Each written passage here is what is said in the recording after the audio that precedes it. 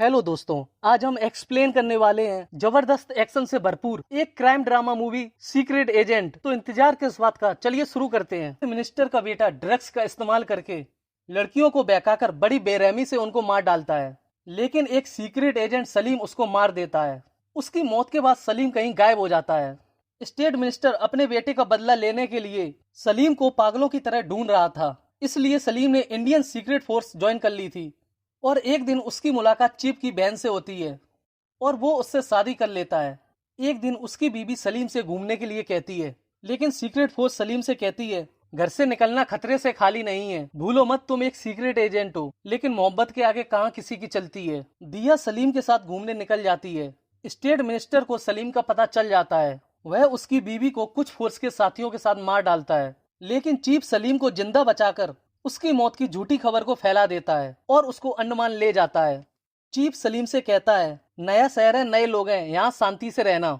और उसको जाते हुए एक एडवाइस देता है, कभी किसी के लफड़े में मत फंसना। तभी बारिश होने लगती है और सलीम एक कुत्ते के बच्चे को देखता है। उसके चोट लगी हुई है, वह उसे अपने साथ ले आता है और उसकी मर्रम पट्टी करने के बाद वहीं सो जाता है। अगले दिन कुछ गुंडे आते हैं, वो लोगों को चुन चुन कर अपनी गाड़ी में बैठाने लगते हैं, जिनमें से एक सलीम भी होता है।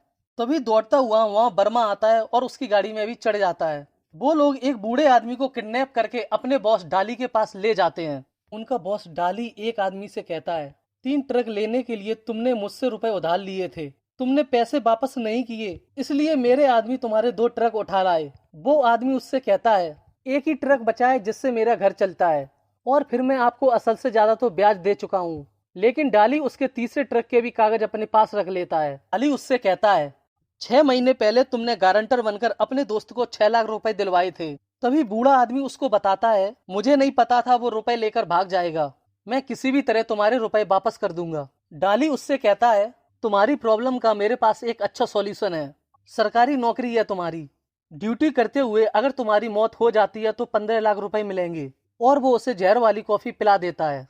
इसके बाद बर्मा सलीम को अपनी माँ से मिलवाने अपने रेस्टोरेंट ले जाता है। कुछ दिन बाद सलीम उसकी माँ से कहता है, आप मुझे नहीं जानती फिर भी मेरा इतना ख्याल रखती हैं। माँ कहती है, क्या जानना चाहिए, औरों को जानना तो दूर की बात है, इंसान तो खुद को भी नहीं जान पाता है।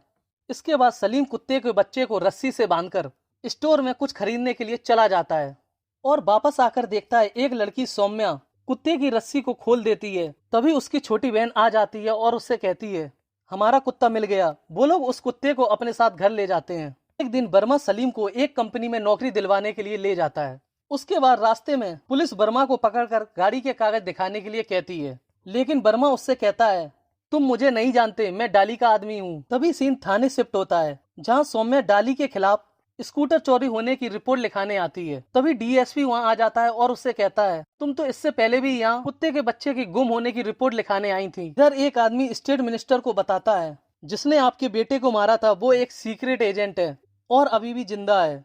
उसका बॉस चेन्नई में एक हॉर्स सेंटर चलाता है और पिछले हफ्ते ही वो अंडमान गया था। मिनिस्टर अपने साथियों के साथ चीफ के पास पहुंच जाता है और उससे सलीम के बारे में पूछता है। चीफ उससे कहता है, आप जो समझ रहे हो मैं वो नहीं हूँ। लेकिन मिनिस्टर उसको धमकी देते हुए कहता है, मैं कौन हूँ तू नहीं जानता, सलीम को मिलने दे, मैं उसकी चमड़ी उधेड़ दूंगा। इधर बर्मा सलीम को अपने साथ एक लड़की से मिलवाने जाता है और उसे बताता है, कई सालों से मैं इस लड़की को चाहता हूँ, आज उसे लव लेटर देने आया हूँ। तभी वो लड़की उन्हें देख लेती है और सलीम से आकर कहती है, आप ही ने उस दिन कुत्ते के बच्चे को वहाँ बांधा था, मैं आपको थैंक यू बोलना चाहती थी लेकिन आप दिखे नहीं। तभी सलीम बर्मा का लव लेटर उसको देकर वहाँ से चला जाता है। लेकिन डाली के आदमी बर्मा को उठाकर ले जाते हैं।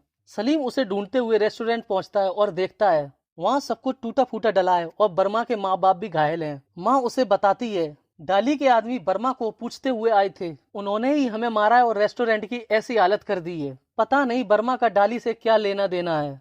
थोड़ी देर बाद बर्मा वहाँ आ जाता है। सलीम उससे पूछता है, बताओ क्या हुआ था तुम्हारे साथ। बर्मा उसे बताता है, एक दिन पुलिस वाले ने मेरी बाइक पकड़ ली थी तो मैंने उससे झूठ कहा था मैं डाली का आदमी हूँ। तभी पुलिस वाले ने मुझे मारते हुए कहा था, क्या करूं अगर तू डाली का आदमी है। उसका नाम लेकर मुझे डराना चाहता है, जिसका वीडियो किसी ने बनाकर इंटरनेट पर वायरल कर दिया था। और अब डाली चाहता है मैं सभी के सामने उस डीएसपी को जूते से मारूं और उसका वीडियो बनाकर इंटरनेट पर वायरल कर दूं, नहीं तो वो मेरे माँ बाप को मार डालेगा। अब बताओ मैं क्या करूं। सलीम वहां से चला जाता है और फिर से उसी कुत्ते को देखता है और उसे हॉस्पिटल ले जाता है, जहाँ डॉक्टर उसे बताता है इसके दोनों पैरों में फ्रैक्चर है, बच्चा है, जल्दी ठीक हो जाएगा। लेकिन इसकी हड्डी को देखकर लगता है किसी ने जानबूझकर उनको तोड़ा है। डॉक्टर उसे अपनी फीस का पर्चा देते हुए कहता है जब तक ये ठीक नहीं हो जाता तब तक यहीं रहेगा। लेकिन सलीम फीस के बदले अपनी घड़ी को वहीं छोड़कर कुत्ते के बच्चे को ले जाता है और वो सौम्या के घर पहुंच जाता है, जहां एक छोटी बच्ची उसे बताती है वो लोग हॉस्पिटल गए हैं। ये सीन हॉस्पिटल शिफ्ट होता है, जहां डीएसपी उस लड़की से पूछता है ये सब कैसे हुआ। सौम्या उसे बताती है एक दिन डाली के आदमी पापा को छोड़ने घर आए थे। पापा आराम करने के लिए कमरे में चले गए थे। उसके बाद मैंने वहां जाकर देखा तो पापा की मौत हो चुकी थी। वो अपना एटीएम पिन, पासवर्ड सब कुछ लिखकर चले गए थे, जैसे उन्हें पता हो कुछ गलत होने वाला है। फिर कुछ दिन बाद मैंने डाली के आदमी को पापा का स्कूटर चलाते हुए देखा था, जिसकी कंप्लेंट मैं आपके पास करने आई थी। आपने तो कुछ नहीं किया, लेकिन डाली के आदमियों ने मेरे घर आकर तोड़फोड़ कर दी, मेरी और छोटी बहन की ऐसी हालत कर दी और इसके साथ ही मेरे कुत्ते की टांगे भी तोड़ दी। ये सब बातें सलीम वहाँ सुन लेता है और डाली के आदमियों का पीछा करते हुए उनके अड्डे पर पहुंच जाता है। यहाँ हमें जबरदस्त फाइट देखने को मिलती है। अगले दिन एक सेलिब्रिटी मॉल का उद्घाटन करने के लिए आती है, जिसकी सिक्योरिटी की जिम्मेदारी डीएसपी को दी जाती है।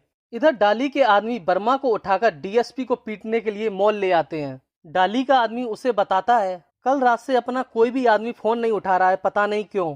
तभी सलीम डाली को फोन करके बताता है कल रात तेरे 6 आदमियों को मार डाला और बल्ब की तरह उनको उल्टा लटका दिया, अब तू खुद देख ले। बर्मा डीएसपी को जूता मारने वाला होता है, तभी सेलिब्रिटी रस्सी खींचती है। इसके साथ ही डाली के आदमी ऊपर लटके हुए दिखाई देते हैं।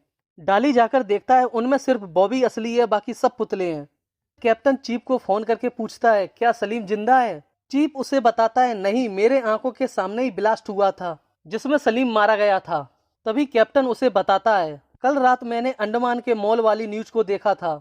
उन आदमियों को लटकाकर जिस तरह की गांठ उसमें लगाई हुई थी वो सिर्फ हमारे सीक्रेट एजेंट ही कर सकते हैं। मैं जानता हूँ सलीम जिंदा है। इसके बाद चीफ सलीम से मिलने अंडमान आ जाते हैं और उससे पूछता है क्यों कर रहे हो ये सब, हम तो पहले ही बहुत कुछ भुगत चुके हैं। सलीम उससे कहता है बिना किसी कारण के ये लोग दूसरों का सिर्फ भला चाहते हैं। ऐसे ईश्वर के बंदे अगर मुसीबत में हो तो कैसे खामोश रह सकता हूँ, यही तो सीखा था हमने। चीफ उससे कहता है मुझे पता है मॉल में उन लोगों को तुमने ही मारा था, बहुत लोग तुम्हारे पीछे पड़े हैं, जल्दी निकल जाओ यहाँ से। यह कहकर वो वहाँ से चला जाता है। सीन हॉस्पिटल शिफ्ट होता है। वहाँ कुत्ता दौड़ता हुआ आता है, जिसके गले में डाली के मरे हुए आदमियों की फोटो होती है जिन्होंने सौम्या के घर जाकर तोड़फोड़ की थी।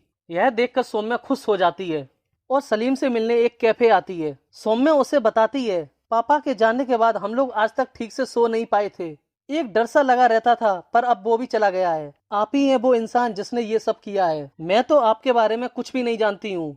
सलीम उसे बताता है एक हादसे में मेरी बीबी और कुछ साथियों की जान चली गई थी। कैप्टन चीफ को फोन करके कहता है मैं जानता हूँ तुम सलीम से मिलने अंडमान गए थे, तुम्हारे एजेंट ने मिनिस्टर के बेटे को मारा, अच्छा किया, लेकिन अगर वो जिंदा है तो हमारे लिए खतरा है।